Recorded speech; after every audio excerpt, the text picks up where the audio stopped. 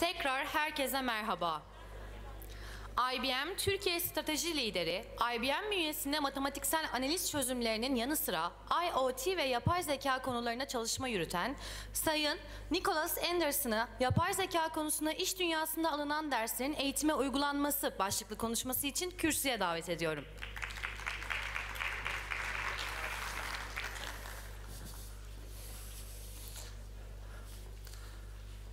So, it's a real pleasure for me to be here today. Thank you for taking the time to be here. It's also, for me, a little bit intimidating to speak after someone that was so knowledgeable beforehand. I'm less of an expert, more of a guy with lots of opinions. So, just a few things about myself before I get started. I'm based here in Istanbul. I've actually lived in Istanbul now for the past 10 years, so really yabancı değilim. But if you heard me speak, and for me to speak Turkish in front of a group of education professionals, really wouldn't be doing much for English-Turkish relations. So my job in IBM is to be nosy, to be inquisitive, what people are doing, why are they doing it, does it help, does it not help? So, for me today, what I want to share is what we've seen about AI, both in Turkey and generally, let's say, with companies around the world.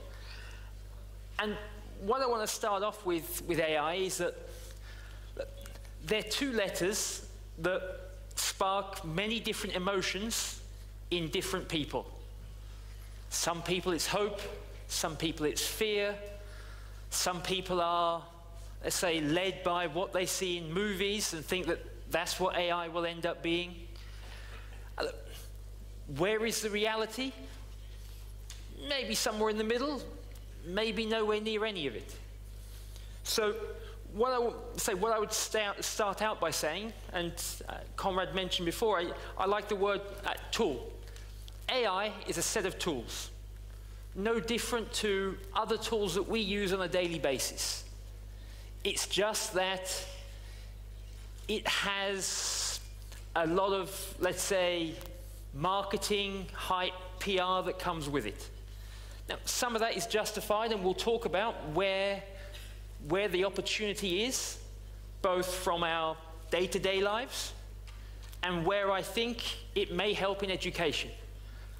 In terms of education, I'm certainly not an expert, so especially speaking after someone as knowledgeable as Conrad. But again, I think that there are things that we can learn from what is being done in the corporate world that can have a benefit to, let's say, to teachers, to students, to administrators. So let's start off with a common question in terms of why many companies are interested in AI. And the type of companies that I'm talking about here would be banks, retail, so shops, online stores, airlines, tourist operators.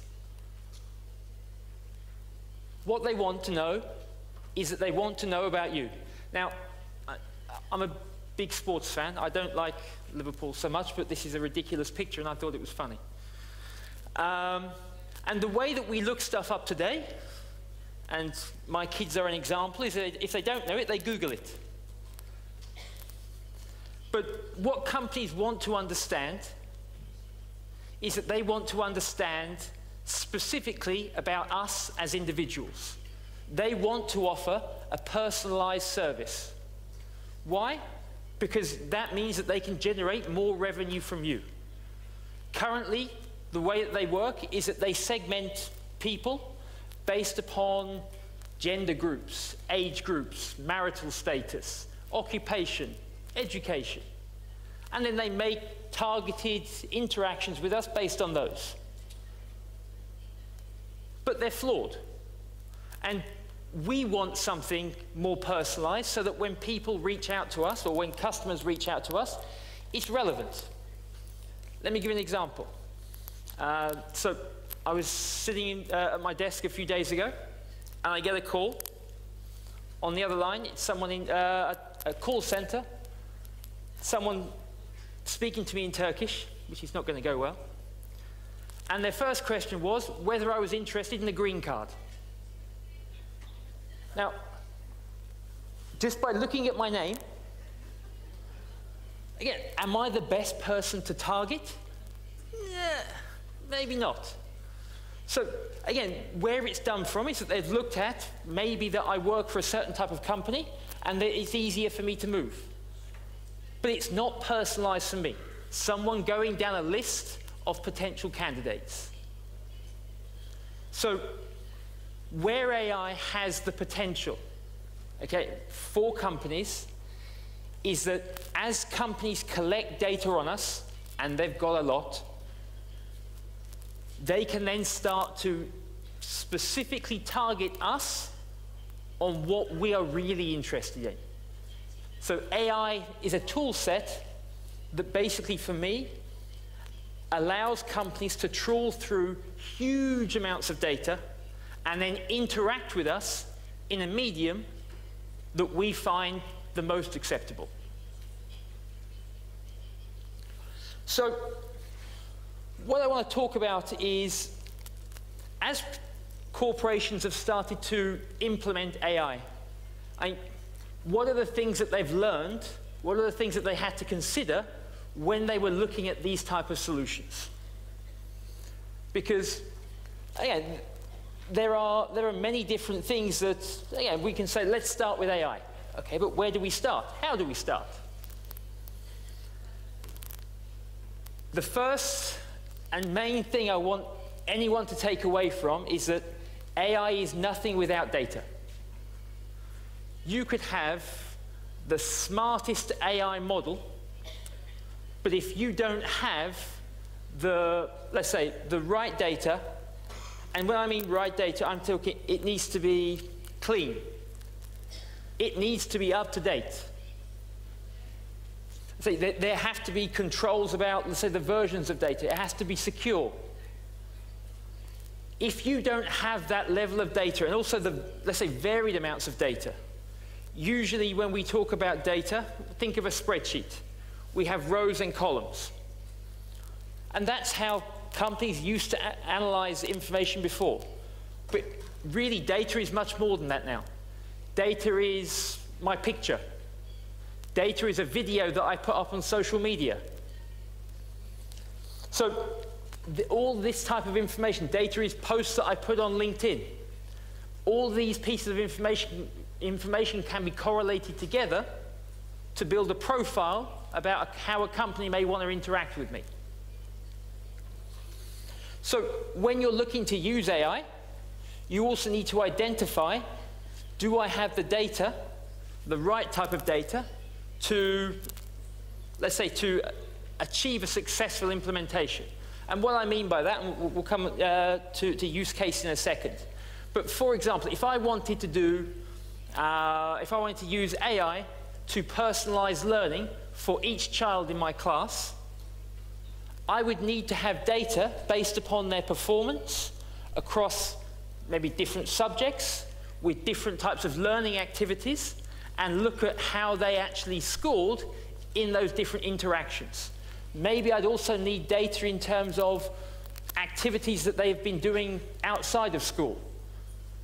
Changes of circumstance, whether they've moved house, whether there have been, let's say, changes in terms of their parent status. All of these things are variables that you would need to understand about an individual to really get insights. So you need to understand the data that you can get to understand the type of application of AI you can use. The other thing to say is that there is also third-party data. There is data that you own yourself in terms of, let's say, assessments of the children, surveys, test results, a range of different things. But there can also be data, if you think of, if we now look at universities, and we want to attract students into the university, we need to make the university look like we build a curriculum that is attractive to employers. So some third-party data that you could use is that you could use AI to go out and search LinkedIn, the careers pages of companies like IBM, like Microsoft or Google or Amazon or these type of companies, and look for what skills they're looking for. This is all data that you can use and say, add value in terms of how you do it. I mean, there's actually a school in the US that is doing exactly that. They are using what is being requested by the top 50 companies in the US to help them amend their curriculum so that they believe that they can offer a more ready student once they enter the workforce. The final two pieces here around governance and security. There are more and more because data is so important now. I mean, there are, depending upon which business executive you hear data is new oil, data is new gold. Data is valuable. And because it's valuable, and because it's so personal, now there are more and more controls that need to be in place for it. So one of the things that is, let's say, that we will see the impact of is that you can't just share anybody's data with anybody else. So there have to be care taken in terms of how you use that data. And in terms of security, because everything is much more digital these days, this now presents a risk in terms of making sure that the data is secure more than it's ever been. And you only have to look at the news every week to see the stories about data breaches on Facebook, data breaches on Yahoo Mail, data breaches here. They all have value because people sell your data onto other people for money. It has a value. The second most important thing about AI is how you want to use it. So AI is just a tool.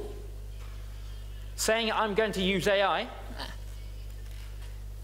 again, unless there is a valid use, it's not really going to go anywhere. What companies, so in Turkey specifically, we've been talking about AI for the past 4 or 5 years. And where companies started originally were, let's try and do this, it'd be really cool. The problem with cool is that cool gets boring very quick. Just ask any kid. Something's cool for a week, 2 weeks, a month. Where AI has its value is where it can truly affect the role of an individual, the role of a profession, how, say, a specific interaction. So we need to be able to understand exactly the impact that we want to have on people. So again, if we talk about use cases, and when we think of AI, we're thinking about what the impact may be on the student. Let's think of it a different way. What could AI be done to help the teacher? And for me, there is a lot of admin that goes on from I'm guessing from a teacher perspective. The fact is that you could use AI to automate some of those administration tasks so that teachers then have more time to work with the individuals. But you need to be able to clearly measure what that impact will be. And again, what companies then got to is that they evaluated projects on whether they saved the company money or whether they generated more money.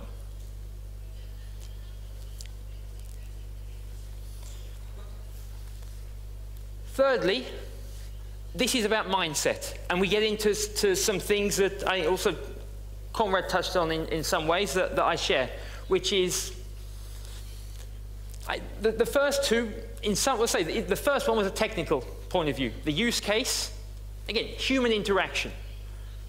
Experiment, again, for me, more human related. As people, when we do a task, it's bad if we fail. Actually, that's not always the case. The important thing is that we learn something from the outcome. So within organizations these days, and this is not related purely to AI, but it has a lot of meaning to AI, is the focus is not on success or failure, it's on doing it with speed. So run something, Does it work? Yes or no? What did we learn? Move on.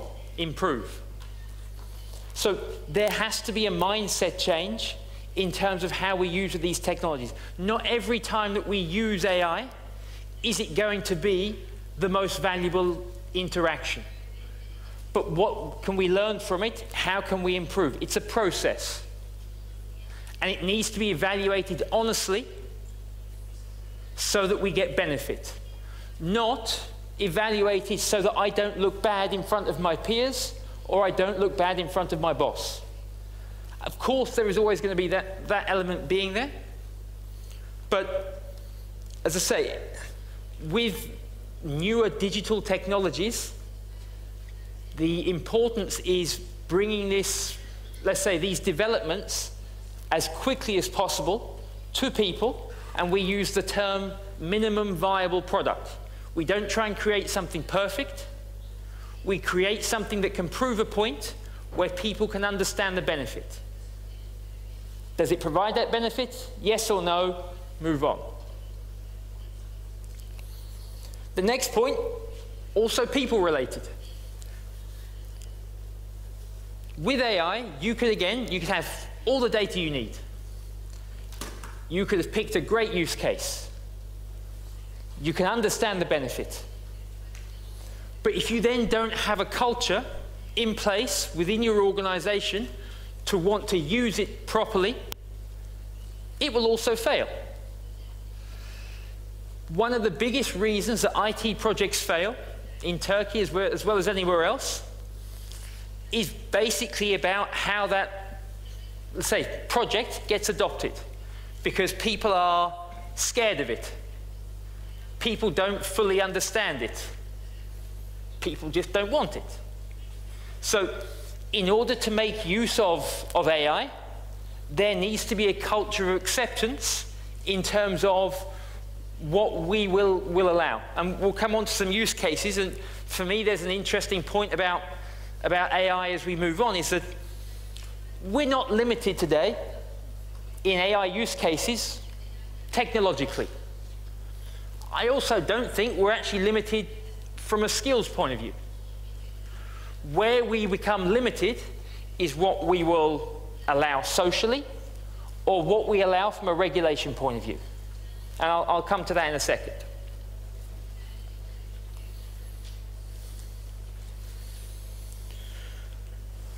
So skills.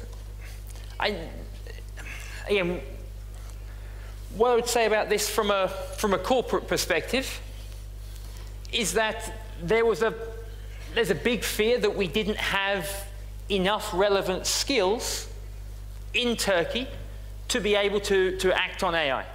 I mean, as you'll see after lunch, there are very talented people that really know this stuff. So for me, again, in Turkey, we are in just as good a position from a skills perspective, from a technical skills perspective, as anywhere else.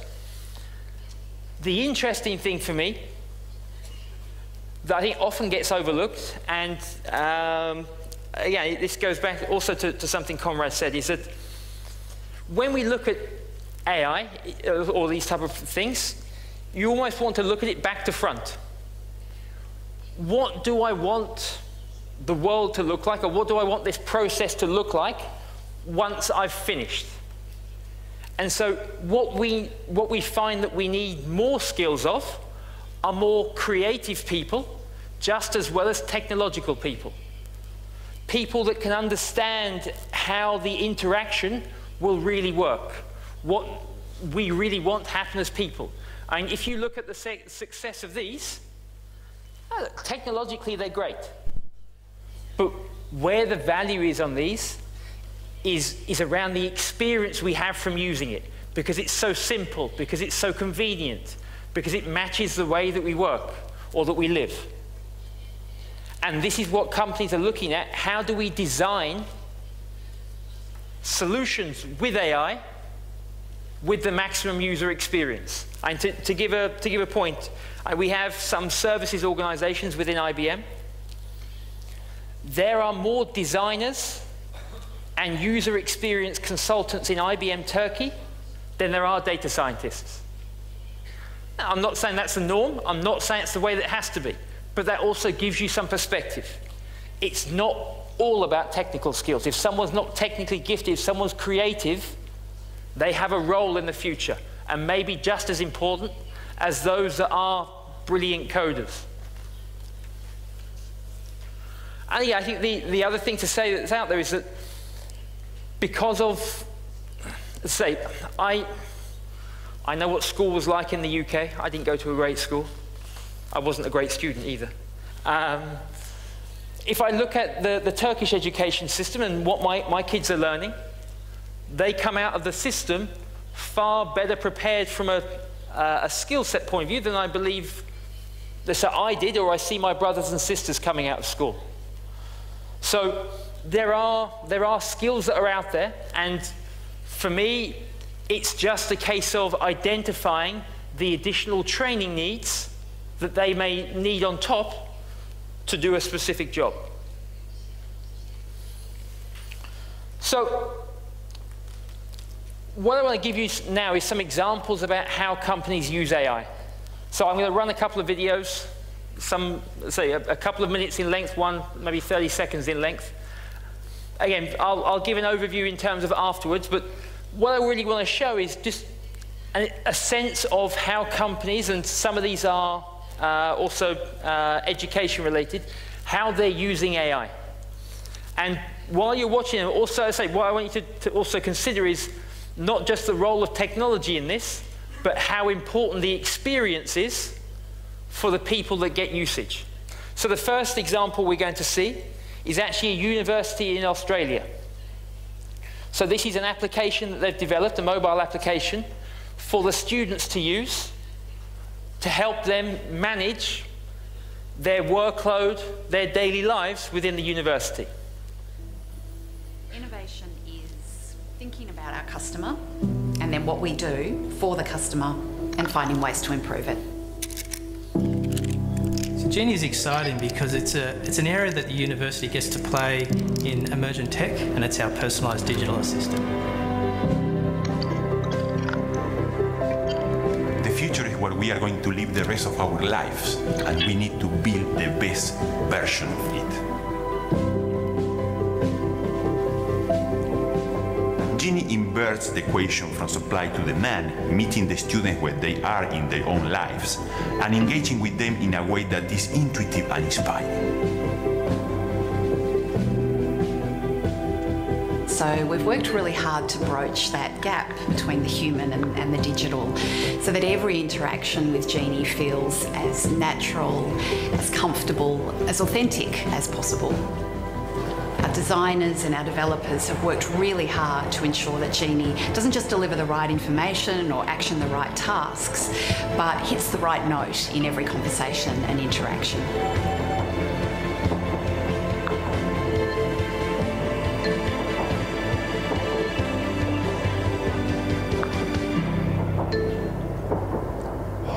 We've designed Genie to be useful, functional, efficient, effective, all of those attributes that you would expect of an assistant.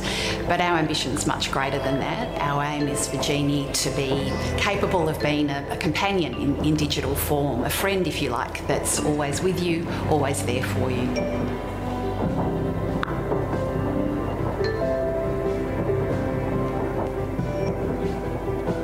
So Genie uses a very familiar chat interface, and it understands natural language. So all you need to do is push a button and ask Genie exactly what you want. Hey Genie, where do I even start? So what I want to say about that is that, first of all, what is that really doing?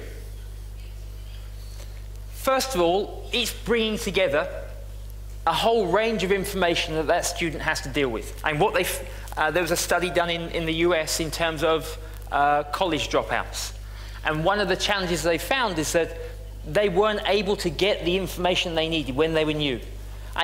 Sometimes you have these buddy systems and these type of things. But here you're able to bring all of that information that the school or the university may have, bring it to the student If they're a shy person, again, they're interacting with an app. They don't have to worry about bothering somebody else.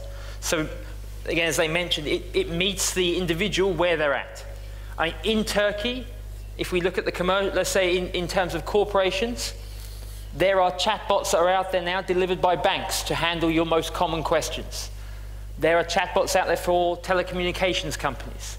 So if I now look at, again, use cases in Turkey, I look at my kids in terms of how that might be used. I mean, all the WhatsApp groups that exist between, let's say, different parents, and WhatsApp groups between parents and teachers. The questions that get asked, some are very common that take individuals' time that could easily be handled and programmed into a system that pointed people into a right direction. So these types of things, it's just more a case of the idea and the concept. This is where the value is. The developing and the technical aspects of it, there are plenty of people in Turkey to help. It's more a case of what would really help an individual. Again, for example, a common thing when I was growing up was I used to forget my homework. If you forgot your homework 20 years ago, that was it. And you had detention at school the next day. Now my daughter is sending a WhatsApp message to her friends, who then take a picture of the work and then they write it out. So because of more than just AI, because of connectivity, because of, let's say, mobile devices, there are so many more options to enhance how we can reach out, let's say, to students, teachers, and administrators. The next one I want to share with you is around visual recognition. Now, this could be done from still photographs, or it could also be done, let's say, from videos. The example we're going to see here is around Wimbledon, the tennis tournament. Very English. The other example we as IBM have is golf, which is even more English, which no one in Turkey understands. So I thought tennis would be better. Cheers. Welcome to the IBM bunker at Wimbledon. The team here work hard to make your Wimbledon experience more enjoyable. I mean, in the bunker, it felt like a lot of information, and now we're out here in the sunshine, courtside, and it still feels like a lot of information. One of the coolest things that I heard in the bunker was about Watson and the AI face tracking stuff. Watson is IBM's artificial intelligence, and he is a very clever fella. He's watching the spectators and the players to analyze their reactions. Watson collates the best sections of each game and stitches together a 2-minute highlight package, which is available 5 minutes after the match. Artificial intelligence, it's not just from your favorite sci-fi thriller. Right now, it's courtside at Wimbledon, making one of the greatest sporting events in the world even more unforgettable.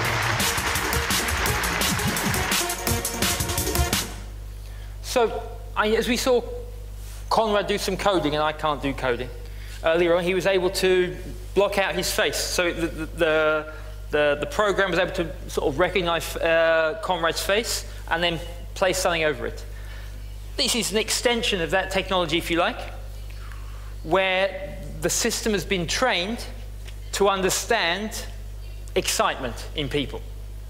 So, for example, if a tennis player does a good shot and they do this sort of fist pump thing, it understands that's a good thing. It looks at applause in terms of if people are sort of half mean it or really mean it. The expressions on people's face. And as they said, there are thousands of matches that go on at Wimbledon over the course of 2 weeks. In any given day, there must be at least 100 matches. And so they analyze every one of those, and they go on from between 1 hour to 5 hours. And 5 minutes after that match finishes, based upon the expressions of players and of the spectators, it creates a highlight package in terms of what the best moments are. So again, if you now look at, let's transfer that in terms of how that may be used from a local perspective. When I first met Esin Hanım a few months ago, we talked about a use case in China where there are video cameras in the classroom looking at the students and looking at how engaged they are. Now, there may be value in this, but now this is when I want to refer back to socially acceptable. Because this is where we as individuals need to make a call in terms of whether that is of value, whether we accept what may be an intrusion for the benefit of potential engagement of the children. And this is where the decisions will be made more and more over time, and it's the same thing that we make today. If we look at our phones provide information to companies much more than we would like. They know where we go. Again, if you've got Google Maps, if you're leaving the school or the office, it will tell you how far to go to home, how long it will take with the traffic, because it's been watching you and it knows where you're going to go. Anybody here use Hoppy, the shopping app? You don't want to know what data they collect on you. So there are, again, because when you turn it on, it asks you, are you willing to share your location? So that's how it sends you messages when you get into the shopping mall. It knows which shop you've been into when. It tracks your movements. So again, when we get into these things, it's what we find as acceptable or not. Coming back to visual recognition, let's say, I mentioned AI as a tool that can help, especially with admin and automation. So one of the areas that we're working with a company in Turkey, an insurance company, is when you have an accident, you take a picture of the car to show what happened with the accident. That information is now being used by the claim advisors to check that the claim that's being made matches the photographs that have been produced. Again, a relatively simple task, and it's also being done for home claims as well. But this is an amount of time, it may be 2 hours, it may be 5 hours, it may be even 10 hours a week of someone's time that doesn't require, it's not something that justifies human interaction. If you can have a program do it easily for you, why waste the effort of a person to say, yes, that's a car door, and yes, they mentioned a car door in the report. So these type of things can be automated and sped up. This is the potential of visual recognition, and it can go all the way up. Conrad also mentioned in terms of use cases for healthcare. You can use visual recognition to study MRIs, brain scans, scans of tumors. We have, let's say, a whole division in IBM focused on healthcare in terms of how we can help doctors in researching all this information. Next video I want to share with you is more about how we can use a range of information to, let's say, understand changes in behavior. In the US, 3 in 10 college students drop out. But how can you spot who's at risk? The one who lives far from campus? The one who works the night shift? The one with new responsibilities? One thing can't tell you, but the right combination can. Universities are using IBM Analytics to understand pressures in and out of the classroom. Some expect to cut dropout rates by 25%. IBM Analytics is working to make education smarter every day. So I touched a little bit on this a little bit earlier in terms of the ability to understand, let's say, changes in, let's say, if we can collect data in terms of changes in people's performance, their environment, or maybe they've taken on, let's say, different, they've been learning things in different ways. They've moved from a more oral interaction to a more written interaction. These type of things, all of these, let's say, can end up being data points that can be used where we can then make better decisions to help individuals. Now, the idea of predictive analytics is not so new. Where it's being enhanced with AI, and this is being done by lots of different institutions, where AI can help is that AI can continuously look for new information. You point it in the right direction, and it can constantly update itself. It's because the fact that, say, I am living in, let's say, Krudkö today, is not a constant, may not be forever. I may move to Kartal. So everyone's, let's say, environment is continuously changing. So those continuous changes in environment, those continuous changes in behavior or test results or whatever else, they're all data points. Correlations can be made by let's say, between those data points, and then that information can be presented to professionals to help them make decisions on specific tasks. And for me, that's the most important point. For me, AI is an assistant at the moment. AI is there not to decide on what should be done, but to help a professional, someone knowledgeable, to make a better decision. So now if we get to the concerns, the problems that we've run into in terms of our interactions, or let's say the things that we've done with AI locally. The first challenge is regulation. I mentioned earlier that for me there are two big barriers going ahead. What we see is socially acceptable, and the other is regulation. What I mean by regulation is that there are rules in place to say what must be done with data. So for example, a bank has data on each of us. That data can never leave Turkey. It's a rule, let's say it's a rule in place, let's say set by the government, and it's the same for telcos and any information collected by the government. Why does that matter? Because most AI solutions run in the cloud. And they have data centers all around the world.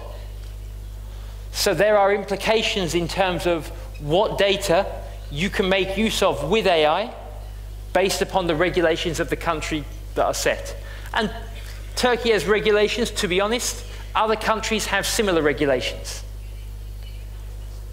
The challenge for us is that we don't have big data centers, maybe like they do in the US, France, Germany, UK, and so on. What will happen in the future is, and we see this already, is that these AI systems will be able to run locally in Turkey without these big data centers, but it has an impact today. So the last 2 points are also, for me, very important. We talk about bias. By default, AI has no bias. If you present it with all of the information available, it will make an unbiased decision.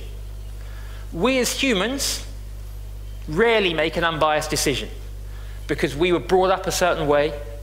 We picked up values from our friends, our family, our school.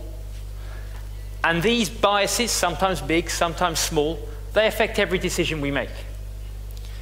Now, as I said, AI by default is unbiased.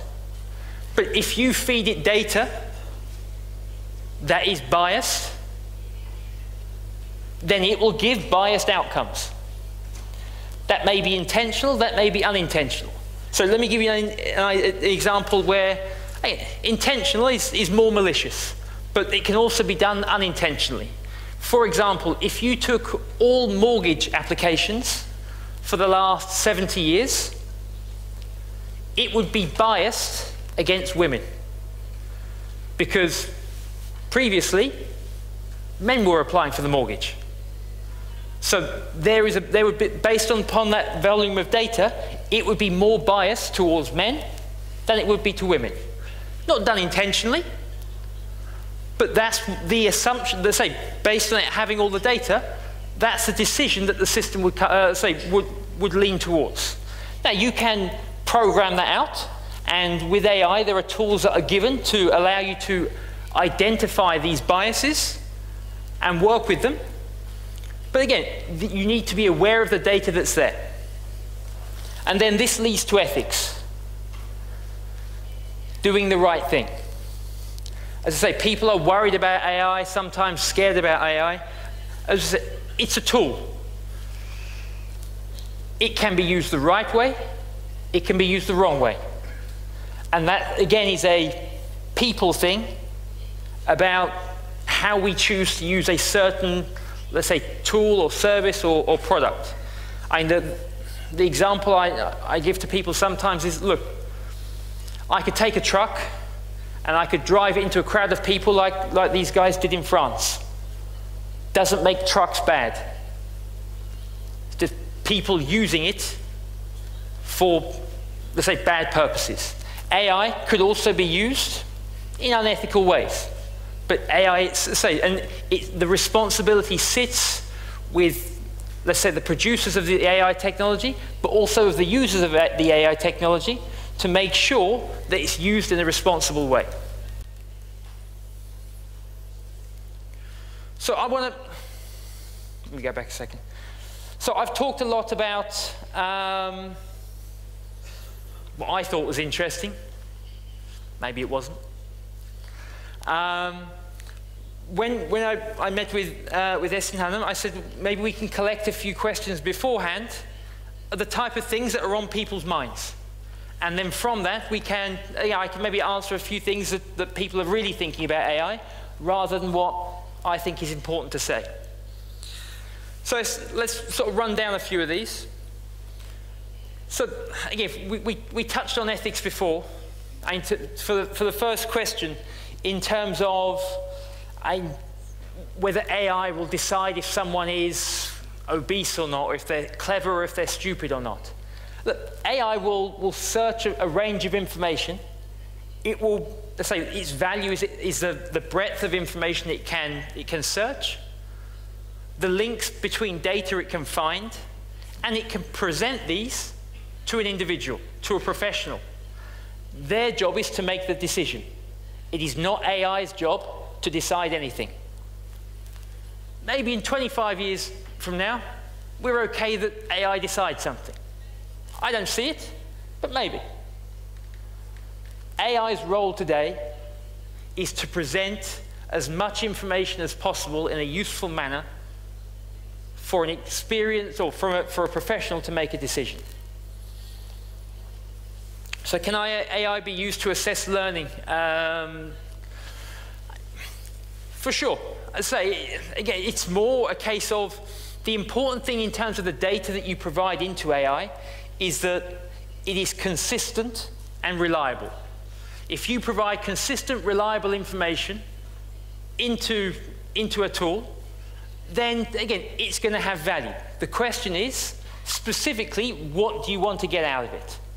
Again, you can assess in terms of if you're tracking it, you need to collect the data is the important thing here. If you, for example, you did a series of lessons that were based upon the children reading a book, and then you run an exam, and then you did it based upon them watching videos and did an exam, you can then look at the scores and maybe start to build out correlations in terms of what children learn from what method best. Just trying to sort of scan down some of these because I'm running on time. An interesting one for me is that how ready do you think students, teachers, and especially parents are for an education that AI plays for AI? Again, this comes back to what we spoke earlier on regarding culture. We need to say there needs to be a benefit for all people in, let's say, the education ecosystem let's say, for the adoption of different systems. If they don't see a benefit, it won't be used. So, again, when we look at how we want to adopt AI, there needs to be a benefit for each of the individuals in doing it. But for sure, everybody needs to be considered when we make those decisions.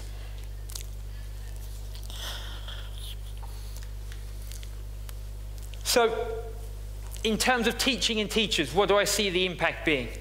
For me, I see the potential of AI of being the ultimate teaching assistant. For me, what I see is that you can use AI to do some of the admin.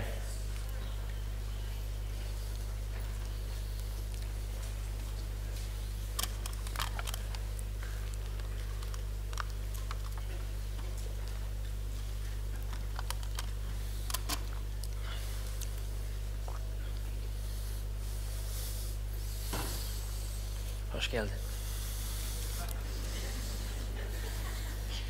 So, yeah, so as I was saying, where I see the potential is that AI becomes the ultimate teacher's assistant. I'd want to see AI automate the admin tasks that teachers have. So maybe, again, AI can scan through the test results, and for the obvious things, it can mark the pages and have the teacher review it, so that the teacher doesn't go through all of the unnecessary admin. For, again, in terms of other documents that need to be filled out, there may be use cases of AI to help with that, so that the focus of the teacher can be on the student. When it comes to building lesson plans for the students, AI can reach out, it can look for similar topics, how it's been taught in other locations, other age groups, other cultures. What tool, let's say, what medium did they use? Did they use video? Did they act it out? So what different tools do I have? You can use AI to go and look for that information for you. So for me, again, to answer most of these questions, that AI is really, let's say, the opportunity is to go out and be that researcher, that admin assistant, to really help a teacher so that the teacher can focus on the interactions with the students. And much like Conrad said before, I don't believe in robot teachers. In fact, the whole robot thing I really don't get at the moment. Robots in a factory, specific task, sure. Robots generally, other than that, for me, are gimmicks at the moment. We try and associate it with AI just because we've seen it in the movies. It doesn't add any value. Based upon, again, if you put a robot in a class, it might keep the kids entertained for 30 minutes, but it has no ability to control, let's say, different individuals, no concept of discipline, the types of variables that children have. And even with my two kids, it would have a nightmare, let alone a class of 30. So, again, think of AI in terms of how it, as an assistant, to really find that information. So, just a couple of things to finish up on. Skills of the future. For me, this is maybe not as simple of a question to answer as some people think it might be. So, I'm going to play the video afterwards, but this video was the first ever video posted on YouTube. Alright, so here we are, one of the elephants. And cool thing about these guys is that they have really, really, really long trunks, and that's cool. And that's pretty much all there is to say. Very informative. Apparently, elephants have really, really long trunks. That was YouTube in 2005. Okay? YouTube in 2019 has multi-millionaires who make videos just sharing their opinions. I grew up, maybe I wanted to be a policeman or a fireman. My kids want to be YouTubers. So the first thing to say is that the jobs that we may have in the future, they may not even exist yet. Now, we need to have skills, and the type of skills that Conrad talked about earlier, they're undoubtedly going to play a role. But the fact is that as we get into this digital era, we need to look at, let's say, and have an open mind in terms of what may be possible. So, a couple of things I took from IBM's website. And I'll use myself as an example. Again, I left school when I was 18. I didn't go to university. I was very bad academically. In fact, I have 5 brothers and sisters, and none of us went to university.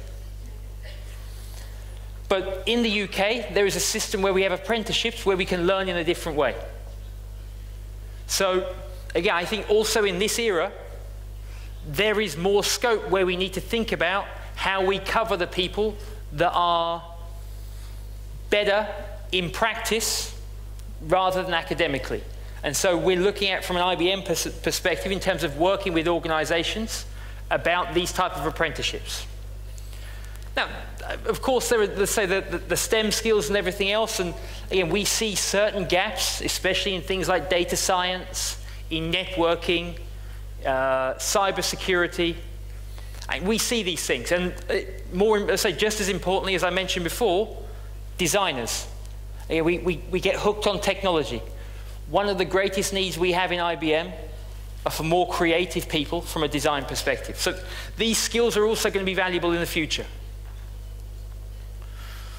The one last thing I want to leave you with, and I know, look, we're focused on AI, but the time that we live in, yes, AI is important, but it's much more than AI. Okay?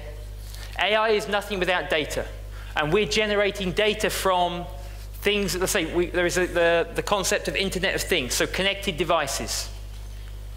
Whether that be things from within your car, your phone, different devices you have at home. Conrad highlighted a great point earlier in terms of processing power. AI has been around for ages. The reason it's becoming more and more important, for me, two things. Yes, one, the data, but the fact we can now process that data in a meaningful time frame. So now we can actually make a decision in a time that affects things. So let me give you two examples to finish with to highlight the changing era and the opportunity that people have made. If you go back to, let's say, when I was a kid, it's a very long time ago. Let's go back 15 years, 10 years. This is what gaming was. This is someone on a PlayStation, in their bedroom, locked away from their parents, strange position, staring at a screen. Today, this is what gaming is. My kids go onto YouTube. You can actually even watch this on Digitook. You can watch someone playing PlayStation on Digitook. There are kids dropping out of university to play this. This is where people have seen an opportunity to create a whole new market. And this is, again, this is possible from the technologies that are out there and the ability to create new forms, in this case entertainment, but new forms of business. And this is what I want to leave you with, is that just because things worked a certain way 10 years ago, there is massive potential if we think about what might be with the technology we have available today. And so the last example I want to give, this is England. This is what you see, rain. Now, again, a personal example, I ride a bike. In that weather, I'm not going outside. 10 years ago, there was that hideous monstrosity thing that looks sort of like a bike, but really wasn't anything like a bike. Then you could go to spinning classes with very loud music, very strange outfits. Again, not my type of thing. What's possible today? From your own home, you can connect your bicycle to a small machine like this and race your bicycle against anybody, anywhere in the world. No weather, no crazy drivers,